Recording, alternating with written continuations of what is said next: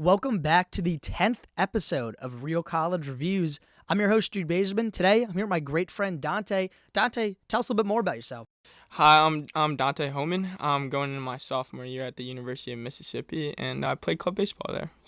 Well, I guess we'll just jump right into it. Dante, right, we're both from New Jersey. Everyone I've interviewed on this show so far is from northern New Jersey. University of Mississippi, by far, is the most southern school that I've had on the show so far.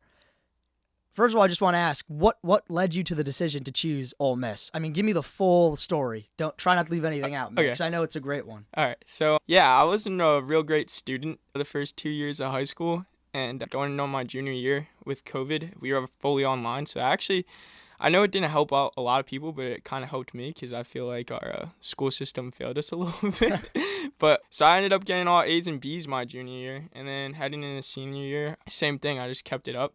I didn't really think I was going to go to college. I was probably just going to be a volunteer firefighter and go to community college. But my ex-girlfriend actually, she kind of gave me a little bit of confidence in myself in applying to colleges. Mm-hmm. So I ended up applying real late in March, actually, of my senior year. So much later. Yeah. So kids knew fully where they were going to college. Exactly. And you were just starting the application process. Exactly. And I always felt like I always wanted to go far away, and my parents kind of gave me the nod that I could go basically wherever I wanted to, as long as it was in a correct price range. Mm-hmm. So, and I mean, watching Eli Manning on the Giants growing up, he's I don't know. Famous Ole Miss quarterback. Yeah, exactly. Probably, I would say one of the most famous alumni purely that came out of Ole Miss. Probably, yeah. 100%. But Ole Miss it was a southern school. It had a pretty high acceptance rate. I thought it was pretty easy to get into for me, in considering my GPA at a high school and big football school, big baseball school. They ended up winning the championship that year at the end of my senior year. Mm-hmm. And then after I visited Kansas, visited Ole Miss, visited LSU, and out of three, I just as soon as I stepped foot at Ole Miss on the campus, I just loved it so much. So that was kind of just the cherry on top. So besides, you looked at all these other schools, and LSU, Kansas, not really in the South, but it's still a big state school with a pretty high acceptance rate. It's a very quality education. That's not what I'm trying to go at here, but what I'm trying to say is they're all kind of the same mold of school. Yeah. Big state, not prestigious like a UNC or a UVA. What jumped out besides the campus about Ole Miss compared to those other schools? The weather, I guess, and just the way it kind of felt like home almost. It was like growing up in Caldwell, it's just a small town type feel, and I feel like Oxford's kind of the same thing. It's just everybody knew each other, or it seemed that way at least. When I going into restaurants, everybody seemed like a regular there, and I mean after the first semester, you kind of just see the same faces a lot walking to class, so it just was like a homey feeling. It was just especially the weather. That was a big part of it. I enjoyed. I always wanted to get away from the cold, and obviously definitely Mississippi is definitely warm. So. Definitely different than the New Jersey cold. Yeah, I mean, I don't think there's much snow down there. But do you know the undergraduate amount of students at Ole Miss? I think it's about 1,600, if I'm not mistaken. 100 or 1,000? Or 16,000. No worries. Not 1,600, 16,000. But even then, right, you said that's, on the bigger side of schools. Mm-hmm. But even though you said everyone kind of knew each other, yeah. And, as you've finished up your freshman year, your sophomore now, have you seen that play out in your experience where you just see the same people and you kind of get to know those people pretty well? Yeah, oftentimes. I mean, I feel like I was pretty close to everybody in my dorming hall, and even just walking to class, you see the same faces, or even going to the Turner Center, which is basically our rec. They have a pool there, basketball courts. You see the same people playing basketball, same people working at the desk, so you make friends pretty quickly. You said you make friends pretty quickly at Ole Miss. What were some ways that you made friends? Just if I was going into college, right, what are 3 ways, or maybe just one way that you suggest meeting friends really quickly, stepping foot onto campus? Well, just keeping an open mind. I feel like I took going to college as a fresh slate, so I feel like just talking about just going to class and talking to new people, not being shy, and obviously that's most of my friends are on the club team, so that got a lot of friends from there. And going to football games and seeing walking around the Grove and seeing people at the tents.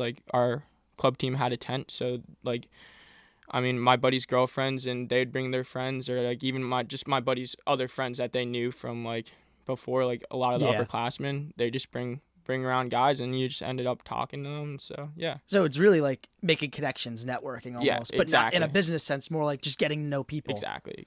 Which I completely agree with that. You should never, especially, maybe if you've been on campus a while, you could do this, but especially not in your first week or first month. You can't look at someone and be like, oh, I don't want to be friends with you. No, exactly. You got to give everyone a chance, talk to everyone, because you never know what you can provide them and not only what they can give you back, not only in a friendship type of way, but, maybe you're in the same class with them. You miss a day because you're sick and they give you your notes. I mean, that's happened to me. I mean, has something like that happened to you where like a friendship has benefited you? Yeah, exactly. Like just talking to everyone has benefited you. Yeah, 100%. I'd agree. And you talked about most of your friends are on the club baseball team. Yeah. At Ole Miss, right, it's known for their sports, right? Baseball was last year 2022's national champions. Their football team's always contending. Basketball's not so great, No. but they're still, they're still competing in the SEC. Are club sports highly competitive there, at least that you know of? And how'd you go about getting on the baseball team? How does that work, at least at Ole Miss? Well, so I'd say for the most part, like the big sports are like the club teams for the big sports are pretty competitive. I know like club hockey, they have like actual coaches and stuff. Oh, really? Yeah, so they're pretty competitive. They have like formal tryouts and stuff like that. It's not really like baseball is different in the sense we had a president, a vice president, a treasurer, and they kind of delegate like the rules, I guess you could say. So we came to a consensus. Like, I mean, basically everybody made the team because there was not a lot of people who tried out. Well, that's always good. Yeah, so I think it's going to be a little different going into this year, but because we have a lot of freshmen coming in and we have different president, different vice president, different treasurer, so a whole new like head, I guess you could call it. But I kind of got real lucky because I wasn't planning on playing club baseball down there. I was just planning on playing like intramurals, like flag football and like softball. But my buddy who was next to me during my writing class, he saw my computer lock screen. It was a picture of me and two of our other friends. So he kind of he just like glanced over at my wallpaper and he just asked me if I played baseball in high school. I was like, yeah. He's like, are you trying out for the club team? And I said, I wasn't planning on it. He's like, well, I am, and the tryouts are today, so if you want to come. And I kind of just like, I didn't really have anything. I had my practice cleats from football and my old baseball mitt. Yeah. So it was just like, but he was like, you can use my batting gloves, you can use my bat, you can use my helmet if you want to just show up, just why not? So it really goes back to that idea of just talking to everyone. Exactly. Giving everyone up what's like, because I mean, going into that day of class, you probably had no idea that was going to happen. 100%. No idea. And that happens a lot with college, don't you think? Like, you go into the day and you don't really think much is going to happen, and then something completely unexpected goes about. Whether it's like trying out for the club baseball team, or I know for me, like, dude, I don't even know. Like, I remember my first couple weeks. I don't know about you, but like you'd be in class, and then like these random people you'd just be talking to, they'd be like, "Oh, you want to get lunch with us?" And you'd be like, "Yeah," and then you end up becoming great friends with them. Yeah, exactly. I agree with that 100%. It's all about like shooting your shot and just kind of like not really caring about it's not like high school. You can't really care about what others think. You kind of have to just be self-confident in your interests, and you have to be willing to hear people out as well and just keep an open mind, like I said before. Absolutely. And moving more into the classrooms at Ole Miss, how do you really rate your classes overall? Okay, so I mean, I'd say all the classes I was in, all my professors were amazing. I had very good relationships with my professors. I mean, I'm an English education major, so I had a very good relationship with my writing professor. I actually ended up taking her a different course, but the same professor my second semester because I liked her so much. Yeah, so I mean, they definitely, I feel like most of them go out their way, and they're very helpful if you email them and you just reach out. And I think as a workload sense, if you just have good time management, it's not nearly as hard as high school. I know it was only our freshman year, but I feel like with time management, I mean, I passed all my classes, so it was pretty easy. And two things I want to point out, and not to keep bringing this up because you're well past it. You didn't say you were a great student in high school either. No, not at all. So especially saying that college is easier and that you passed all your classes your first year, 1,000 miles away from home, it shows that really, I'm not saying anyone can do it, but if you struggled in high school, college is definitely a possibility. Yeah, that's the 100%. First thing I want to take away from that, which I think you provide a great lesson towards. Second of all, a lot of people always say that as you go further up in college, because you get more classes that are specific to your major, it almost gets easier too. So if you do well in your freshman year, right, don't think of it as the top of the mountain. Just think of it as you keep climbing up. Because I don't know if you took any gen ed classes, like I had to take a science class. Even Oh though yeah. I had to take How were bio. those at Ole Miss? I did have some difficulty with my bio class first semester. I mean, but I started talking to my couple of my friends who were taking the same class, like kids in the same course, and they had the same issues as me. They said it was pretty difficult. I mean, like I said before, as long as you just kind of reach out for help, the professors are willing to help you. And I honestly thought I was going to fail that bio class first semester, but I reached out. I ended up talking to my professor. She helped me a lot. She gave me extra credit. I feel like manners go a long way. Yeah. If you're well mannered, just have a good attitude and you want to do the work. And if your professor sees you're trying, I feel like they'll give you a shot, like mine did for me. So Even in biology, where you're not, and I guess this kind of goes into my next question. Those big gen ed classes, right? Usually have a lot of kids, especially because Ole Miss is a big state school. Were you in lecture halls with like 300 or 400 kids, or were they more smaller, 30 to 40 kid classes? no, it was definitely a big lecture hall. I think there was about 200 or 250 Oh, wow. in my class, so it was a pretty big lecture class. So And attendance, right? In those classes, the teacher doesn't really know who you are unless you consistently go out of your way to meet them. Yeah. Was attendance mandatory? Did a lot of kids skip? I mean, how are you with attendance? I was the truth. I was actually pretty well. It was actually my first class of the day. So I mean, like I said, later in the back half of my high school years, I kind of just tried to be productive, and I was trying to do that the best I can as I headed into school. And as of attendance, they had scanners. At least for my lecture halls, they had scanners Oh, where really? you'd scan your ID when you first walked in. I mean, Did that like factor into your grade in the class, like the amount of times you showed up? it did and it didn't. If you had over 5 absences, you most likely weren't going to pass the class. Wow. Yeah. So it was it but I don't think that was a problem with most kids. And in the back half of the semester, she didn't really make us scan in anymore. She kind of just left it up to us. Was that just one class where the attendance was tracked like that, or was that a university-wide policy? It's really up to the professor, I think. I'm not 100% sure, but I only had to scan in for my bio and my history. Okay. And those were 2 big lecture halls. Yeah, both of them were lectures. Did you take any like English education specific classes when you were during your freshman year? Or were they just all gen ed classes like biology and history? They were all gen ed, but I kind of got real lucky because my freshman experience class, they were doing like an experiment during my they call it freshman experience course. A lot of my friends in other majors didn't have, their freshman experience class wasn't all their major. Mine was. They were trying to just like my professor explained it as just doing an experiment to see how like we work together and just like if it would be more productive to have all all kids of the same major in the same class. So besides that one, they were all gen ed, but that one was like all English kids there. No, not all English kids, but all education majors. Got you. All education majors. Okay. But and sorry, no, I'm sorry. But from my understanding, that I didn't meet anyone else besides in that class who had a freshman experience course like that, where it was all kids in the same major. And freshman experience is kind of like, is it a real, like, do you learn information out of the class, or is it more like kind of getting you accustomed to life at college? Because I know at Syracuse I had stuff like that. I know at Rowan they have stuff like that. And they're all called different things. And I know a lot of kids might be confused when they see it on their schedule.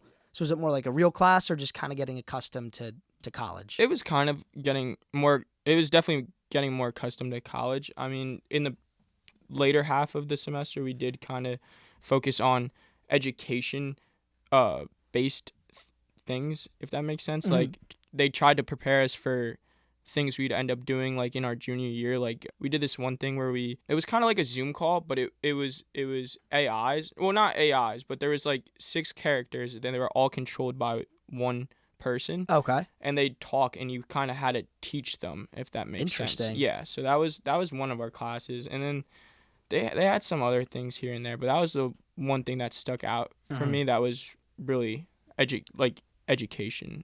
Yeah, I mean, I think it's amazing that they're doing that stuff for freshmen, because a lot of times you could be in your major, especially at a big school, and not really diving really far into that major until your end of your sophomore, your junior year.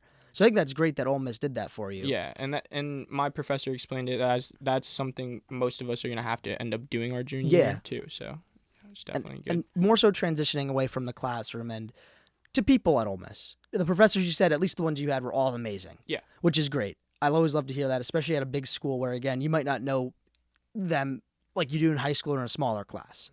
how are the other students there, right?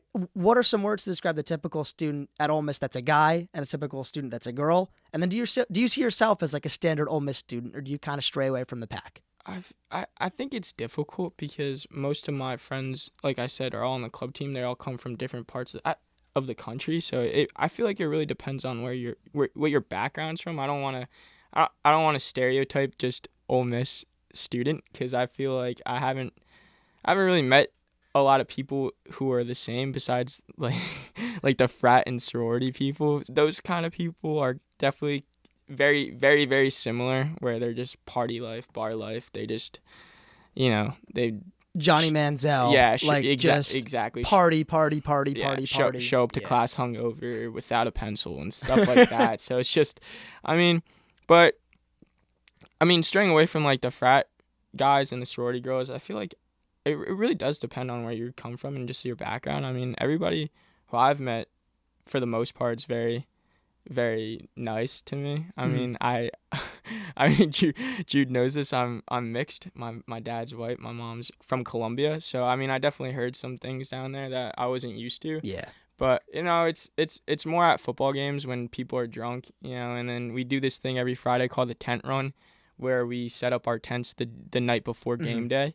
And yeah, so I mean, a lot of people are up in arms during that. There's a lot of emotions flying around, I guess you could say. But I mean, so Southern hospitality, right? It's real on some degree. Where you say a lot of people are nice to you, but then there's also like your stereotypical deep South, like, we don't want you people here. No, yeah. And I hate to say that because it's horrible to think about. And even if you're, intoxicated or under the influence, it's not an excuse to say that type of stuff or act that way. Yeah. But I think it's important for someone going to Ole Miss, especially someone who, right, is not fully white or is not fully Southern, to know that. Yeah.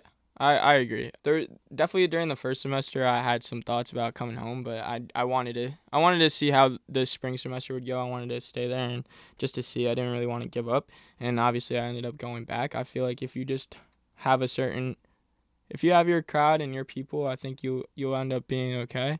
And I feel like, I mean, it's tough to say this, but I feel like a lot of people of color down there who grew up around that are kind of almost used to it at this point and kind of numb to it. It doesn't really bother them as much, and I mean, it bothers me a lot because, I mean, you're not used to it. Yeah, exactly. I mean, trust me, there's bad stuff everywhere. There's a ton of 100%. horrible things I hear in New Jersey. Yeah, but I've never been to the South, especially the deep South. I don't want to stereotype, but at least coming from you, it seems like it's a lot more prevalent down there. Yeah. I'd say so, 100%. Yeah. But again, clearly you're still there, right? You said you have your people, so clearly it's not all bad. No. Right? I don't. There's only a handful of incidents, and obviously, I mean, I went back. I ended up. I mean, I love the school. I didn't want ignorant people to ruin my time down there, so I kind of just let it slip off my back and bit my tongue. So it is what it is. Yeah, I think that's a great way to look at it, because one bad apple, you're gonna find bad apples everywhere. Exactly. You can't let it ruin the bunch.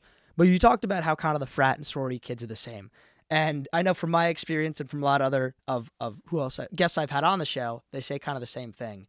But Greek life at Ole Miss, I mean, you always see these videos about like Bama Rush or Ole Miss Rush and all this stuff, and it's just such a different culture thing in the South. I mean, just give it to me. What are your thoughts on Greek life at Ole Miss? So the first 2 weeks, I don't want to say I was on the fence of joining a frat, but I was definitely thinking about it. Yeah, considering it. It was probably like 70-30, I'd say. Yeah. Something like that. So first 2 weeks, I actually went through a little bit of the rush process where I'd go to parties, and I never ended up going through like the bidding and all that stuff, but the first 2 weeks they treat you like gold in the frats. Like they like if your name is on a list, which if you sign up for that before going into the semester, you'll be on the list. If you're on the list, they let you in, and they'll treat you real good. They're not shy about that stuff. So, but I ended up finding club baseball in between that, and I chose that over it. And like I said before, I wasn't 100% being a frat, and I feel like if you're going to join a frat, you have to be 100% in it, and I just wasn't. And like I said, I found club baseball, and baseball was one of my first loves and just like life in general, so I just wasn't going to pass that up for a frat. Yeah. So. And, well, there's been a lot of stuff, right? Especially, I don't mean to say the big word, but hazing. Yeah. Ole Miss, you see a lot of stuff on the internet about it. Yep. Some of it could very well be true. Some of it could very well be false. From an Ole Miss student, I don't need you to confirm or deny anything, but is what people see on the internet about hazing in the South true for the most part, or is it over-exaggerated? I mean, I have a lot of buddies who are in frats, and they're not allowed to talk about it. The frat secrets. Yeah. That's kind of alarming. Yeah. So, but like, I'd say for the most part, they are pretty true. I mean, I was in my dorm one time writing a paper, and my buddy came back from the frat house. That's all I knew. He was just at the frat house, Yeah. and he came back, and his hair seemed to be greased up. It looked like there was like I couldn't tell if it was like egg yolk or like if it was wet, and his shirt was kind of just like drooping a little bit, like his collar. So, and I looked at him. I was like, "What happened?" He's like, "I can't tell you." So, I mean, yeah. And then I have a decent amount of friends who are in frats. They don't talk about it for the most part. Yeah. But yeah, I'd say most of it's pretty true. I mean, even like I don't know if this was frat related or not, but I was walking to class one time, and I saw a kid who's in my bio class actually. He was walking around with sunglasses, but his eye looked a little puffed up. And once we got into class, he had to take off his glasses, and he had a pretty brutal black eye. Oh. And I'm not sure if that I'm not sure if that had to do with the frat or not, but I'm not sure. And he was in his full suit and everything, because they make you wear suits to game days while you're going through the bidding process. And that you have to, all the freshmen I know have to go in full suits and save seats for the upperclassmen. Oh, wow. Yeah.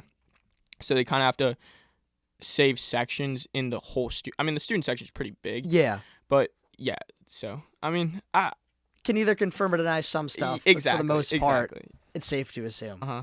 But I also don't want to paint this cryptic picture, rather, of Greek life. A lot of people love it. Yeah. And I've had guests on, like Ryan from Virginia Tech, Uh-huh. who loves his fraternity. Yeah. And he said really nothing bad about it. Mm-hmm.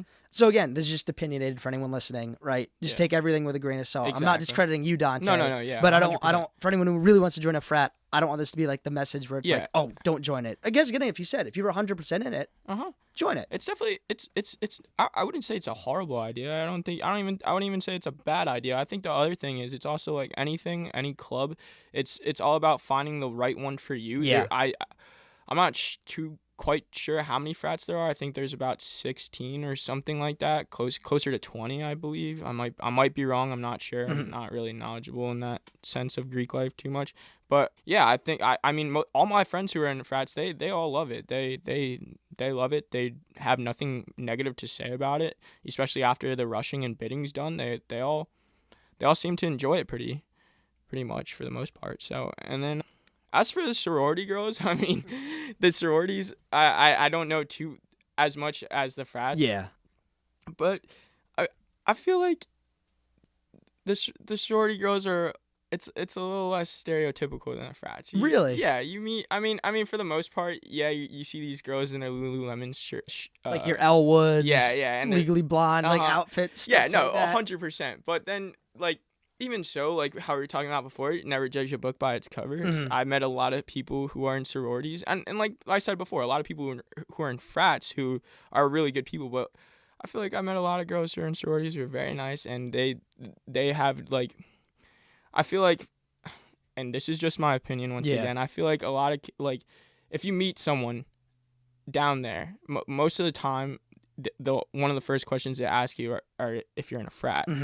And I feel like a lot of the kids who are in a frat, for the most part, kind of shy away from other kids who aren't in a frat. Yeah. For the most part. But whereas the sorority girls, I feel like most of the sorority girls I've come to talk with, they don't mind that I'm not in a frat. They don't mind you're an independent, like Notre Dame in football. You can go wherever you want. Exactly. But more moving away from Greek life and just overall, I guess you could say, student life in Oxford, Mississippi. I mean, what is there to do? What do you do for fun on the weekends in Ole Miss besides the baseball team, right? If I wasn't on the baseball team, say I'm not in a frat, what can I do in Oxford? Is there anything to do? Like, give it to me straight. Obviously, going to the football games always fun. Tailgating in the Grove, I'm pretty sure ESPN or SportsCenter ranked us #1 in tailgating. So I mean, that's always fun. It's always fun to Yeah. tailgate. But yeah, they have some really good food down there. They have like some fun bars. I mean, you could go in. I mean, there's one bar called the Annex. You could go in if you're under 18 or older. So it's Like they'll give you a wristband. yeah, exactly. Okay. So it's an 18 plus bar. It's fun. So and then there's obviously some other bars for 21-year-olds, but Yeah, 21. yeah. So but yeah, the bars, they have great food. Like I said before, they have really where everybody hangs out is called the Square. It's kind of like it's almost like downtown Caldwell compared to like near Starbucks and Yeah. Jersey Mike's and that. It's literally a square. They have boutiques there for all the girls. They just have stores. They have Just a cool place to walk around just and, cool, and kill some and time. just hang out. Yeah. So clearly, like, it's not like you're in the middle of nowhere. No. Right? You hear about some of these southern schools. I'm not going to say any names, but they're kind of in the middle of nowhere. And it's really like, if there's no football game, you're not in a frat or a sorority. I mean, there's jack shit to do. No, yeah, 100%. But at Ole Miss, you're saying there's stuff to do. Yeah, there's always something to do. You could always, I feel like you could always figure out something to do. So. And again, I remember Ryan, our buddy who goes to Virginia Tech, the way he put it, he goes, if you have 4 guys and no plan, it's going to be the best night ever. And I love that quote. Yeah, that's definitely one way to put it. I mean, another thing is they have the Turner Center, and then they have another center off campus. I can't think of it off the top Is of it my like, head. like a gymnasium? Yeah, like it's basically the sports? same thing as the Turner Center. It's just a little bigger. They have a bigger gym because the Turner Center also has a pretty big gym, and they're both just basically like community centers or like YMCA's, you could put it. And they're free to use. Yeah, if you're a student, they're free to use. I spent a lot of my time there, especially because I hang out with a lot of people, but you also have a lot of downtime to yourself. Mm-hmm. So I mean, in between classes or just after all my classes, I just go to the Turner Center and just shoot some hoops. You know, just it's another way just to kill time. Absolutely. And like you said, again, a big change from high school to college, you brought this up earlier in the show, is that if you manage your time well, the workload's not going to be as much. And I found that with myself in the second semester when I found a routine and I went to class, I'd get my work done at the same time every day. I do my extracurriculars at the same time every week. You find these blocks of time that you're not doing anything. Yeah. And you're saying that the Turner Center, right, your rec center is a great way to pass that time. Yeah. And while as well keeping yourself active too, which is another thing I would say. You got to keep yourself active in college too. Yeah. Intramurals play a big part too. Intramurals are very fun. So. You want to add on to that before? Me and my buddies on the club team, we created a flag football team, and then my other friend, who was actually a campus rec worker, so he worked with campus rec, he invited me on his softball team during the spring. So just intramurals is another way to just pass time, and they're very fun. And you could also pick there's different levels. There's like competitive, or there's just recreational. Yeah, exactly. Yeah. So those are another way to pass time if you just want to stay active. And there's a lot down there. There's a lot of club teams. There's a lot of intramurals. I feel like if you played sports in high school or just growing up, you could find something for you. Absolutely, and this kind of ties into where I wanted to go next.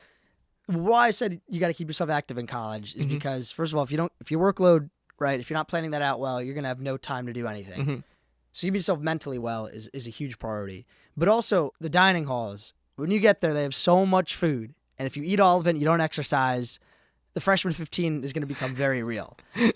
What are the dining halls like at Ole Miss? Are they good? And then also, how'd your dining plan work? Like, was it unlimited or did you get a certain amount of swipes? I mean, first tell me about the food, because that's the main question everyone always wants to know.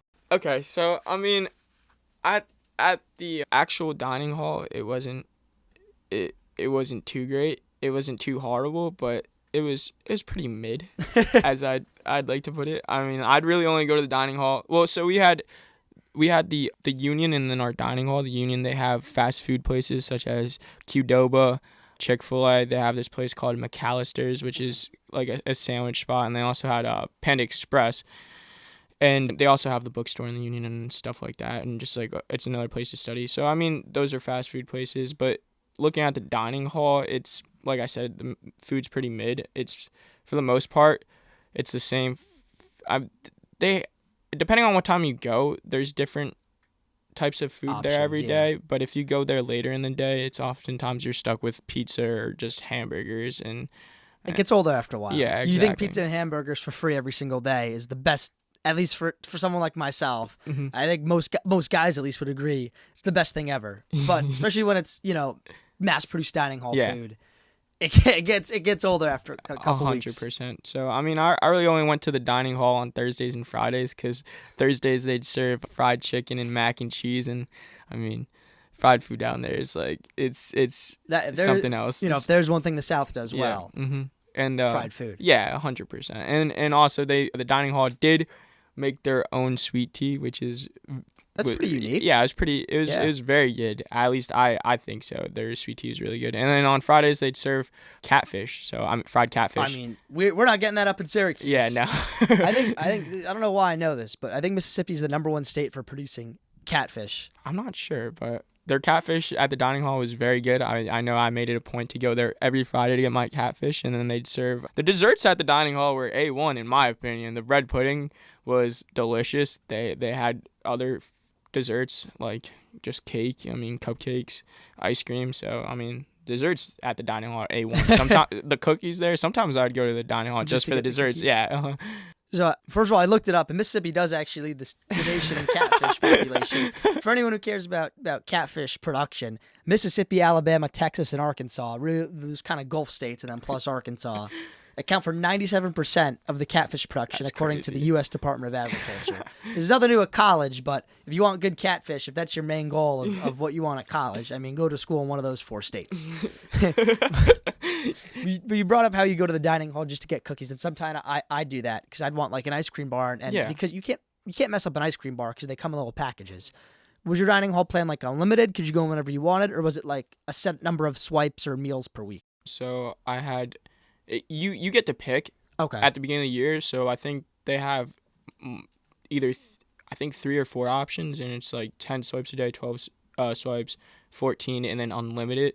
I ended up going with the 14 swipes a day because I felt like, that's basically 2 meals. 2 meals a day. Yeah, 2 meals every day because it renews every Sunday. So, yeah, that worked for me real fine. So. And I just want to ask that because a lot of schools make you do the unlimited dining plan for your freshman year, and you don't really need it. No, especially I wouldn't. And I guess I'll ask this now too. You're living off campus next year, right? Mm-hmm. Yep. So how is that working for you? Like, what was the process of finding an apartment, first of all, and finding roommates? And then how early did you have to sign a lease on that? So one of my friends on the club team, he was actually a transfer sophomore. So he was already living in these apartment buildings. Mm-hmm.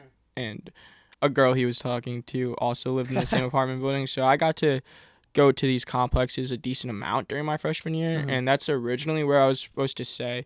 But things got messed up with roommates, and I did it a little too late, where some of my friends already had their roommates, but I ended up literally signing a lease at the complexes literally across the street with my other buddy who ended up messing up. He was in the same boat. Yeah, he was in the same boat as me, so he's actually gonna be my roommate next year. So yeah, it's pretty easy if you go online, just look up complexes. Because I'm 99% sure sophomores are not allowed to live on campus because of how big the freshman class is. And I know for a fact that our freshman class going into the 2022-2023 school year was the biggest in Ole Miss history. And this one's even bigger. So they really have no room left on campus? No, they don't. I know they're tearing down this one hall and making it. It was a big abandoned hall. I don't know how long it's been abandoned, but they're tearing it down and they're making 3 new residence halls out of it. So there will be more room in the future. Yeah, there will. And I guess going back onto campus, you dormed your first year. Mm-hmm. How was that experience? Were the dorms nice? And also, the big question I've been asking recently is the bathrooms, because a lot of schools have a problem with the bathrooms, and everyone likes a clean bathroom. Yeah. Just give me your experience in Ole Miss dorms. So I actually lived in the cheapest dorming hall at Ole Miss. Because I don't mean to interrupt, but I just got to ask because Montclair State does this too. Do the dorm rooms cost different prices depending on where you are? Yeah. So it's almost like you got to pay for a better one. Basically, yes. Okay. Well, not basically, yes. You do have to pay for a better one. And so I ended up doing that because I wasn't sure if I wanted to join a frat or not. So my parents basically kind of made me choose between a frat or a nice dorm room. Yeah, exactly. And since I was on the fence, and I didn't really mind I didn't mind living in a a communal one in the first place, because that's really the difference. Is the cheaper ones were communal, and the more expensive ones you had your own bathroom in your own room. Okay. But excuse me, I think the first semester it was that we had great janitors, in my opinion. Our janitors, our cleaning was great. They would go in for the most part every day, if not every 2 days, and it'd be great. The problem was the kids. The kids would come back from the bars drunk. Just like we at the end of the year, like in our bathroom, because our hall was 7 floors. I lived on the 5th floor. At the end of it, at the end of the school year, we had almost no mirrors in our whole entire. Just from like drunk kids coming in and breaking them? Yeah, exactly. Just That's smashing ridiculous. them. For a little bit, kids were stealing the handles off of the showers. So you really had to like I'd have to go up and down the stairs to find a shower. The other thing was there wasn't hot water at all second semester. It was kind of not. It was very annoying because you'd come home sometimes just wanting a hot shower. Yeah, and it'd be freezing cold, like all hours of the day for the most part. I mean, you'd catch a warm shower here and there, but it'd be for like 10 minutes, then you gotta hop out because it just go from warm to freezing in the matter of seconds. But I mean, the toilets, the stalls, those were very clean. It was for the most part because, like I said before, it was just the kid. It was the kids. I feel like as a collective, if kids just respected the area they were in and just respected it, it'd be a lot cleaner. But that wasn't the case. So I mean, it is what it is. I didn't mind it too much at the end of the year because I knew I was gonna get out of there. But you definitely have to wear shower shoes in the shower. Yes, I mean, absolutely. Regardless, even in the first semester, like I wasn't going to step foot, and you don't know who showered in there. You don't know.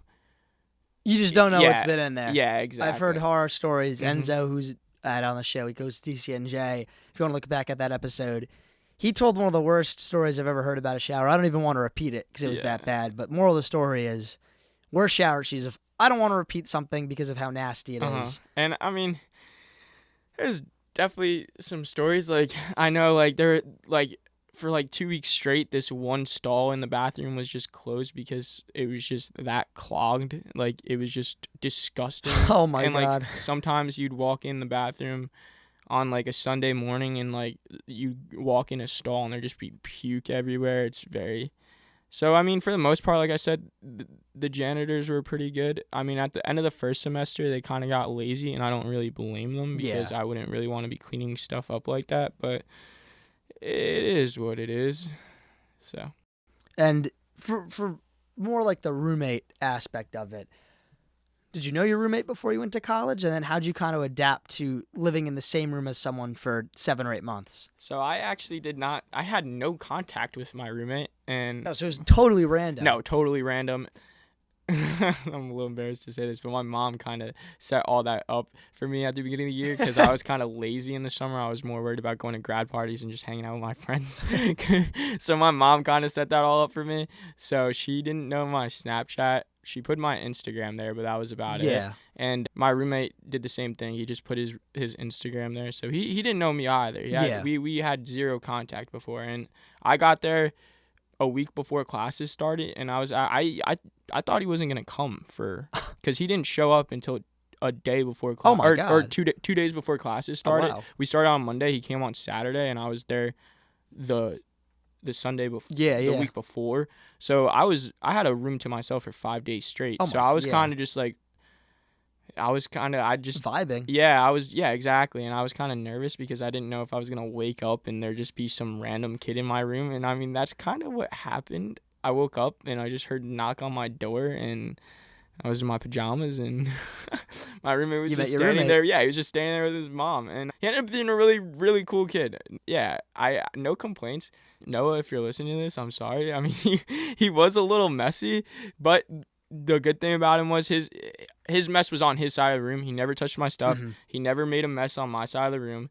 We always had like air fresheners as anytime the room would start to get smelly, me and him would always put air fresheners out. Me and him would take out. We had different garbage baskets, but we'd always take it out for the most part on the same day and never got overflow. Neither of us either had overflowing garbage. So I mean, for the most part, yeah, he was a really good roommate, really respectful. I mean, I had the flu down there, and he was a very down to earth kid. He like I said, I had the flu, so after class, he texted me and he was like, do you need anything? Do you want Gatorade or crackers? And he ended up, I said I was fine, and he still ended up bringing me Gatorade and crackers. He's a really good guy, so Yeah. can't complain at all. And anytime I'd want to bring a friend over, he was more than willing to give me my space and leave the room. So I appreciate him for that and a million other things. Because like I said, not knowing this kid at all, like not even knowing his, like all I knew about him was his name, obviously. Mm-hmm. I didn't know where he was from. He was from Connecticut. He was just a great kid. No complaints at all. He ended up being, I ended up watching Red Zone with him and a lot of my other friends in the dorm hall every Sunday. Like he was a good kid. We went out to eat a lot. So yeah, good kid. No complaints at all. I got real lucky. And I guess, what's some advice if you go into college, you don't really know your roommate, maybe you know who he is, you've texted with him a little bit, or she, this advice could go for girls too. What's your advice for just getting to know this person that you're going to live with for the next couple of really year? Yeah, like I said, just try and keep an open mind. Understand that they might be going through some things that you're not. They might be like my roommate was a comp sci major. Or no, comp sci with a minor in journalism, so he was very busy a lot. He was very stressed out with classes a lot, so you just got to keep that in mind. He'd come back to the dorm sometimes not willing to talk, which is completely fine. But I mean, I'm a very talkative person. I'm very personable, I feel. So, but yeah, just learning how to give people their space when want it. Like I said, you don't know where they come from. You don't know what they're going through at home. And yeah, just give them the benefit of the doubt at the end of the day. As long as they're not doing anything to you to personally harm you or bother you, I feel like you can't really complain. I think that's a great way of putting it. And also, like, from what you've said, he looked out for you and you had the flu. Yeah. So it's almost like as a roommate, right?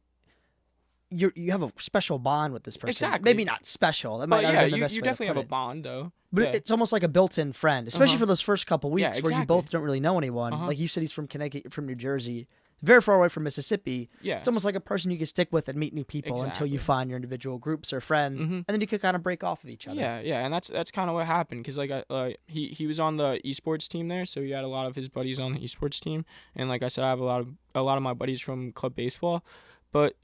Yeah, when it was just like a lazy Saturday, like during the spring and we had nothing to do, or even during the fall and on Sundays, like I said, we'd watch Red Zone together. We'd all sit, like me and my 6 friends, who all lived in the same dorm. We'd all just sit in my one friend's dorm and just watch football all day. And or even in the spring, like a lazy Saturday, you're not doing anything. There's not much going on. You just hang out and chill, just like watch like movies and stuff, and just like go get something to eat at the dining hall. It's pretty chill. And that's most of college. Yeah. Because again, you're not gonna be doing, unless you're really busy, unless you got a big fine, you're not gonna be doing schoolwork the entire weekend. Not at all. So finding those people you could spend time with, whether it's your roommate or other people, is a huge tool that is gonna really kind of keep you in college. Yeah, I'd say so. If you're doing nothing by yourself consistently every single day, you're going to get bored. Yeah.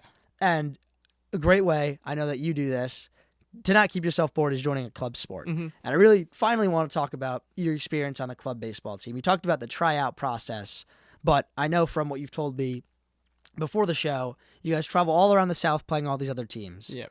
I mean, just how does it compare, really? I guess my first question is to a high school sport, the level of commitment and I guess the level of skill, at least in the baseball world.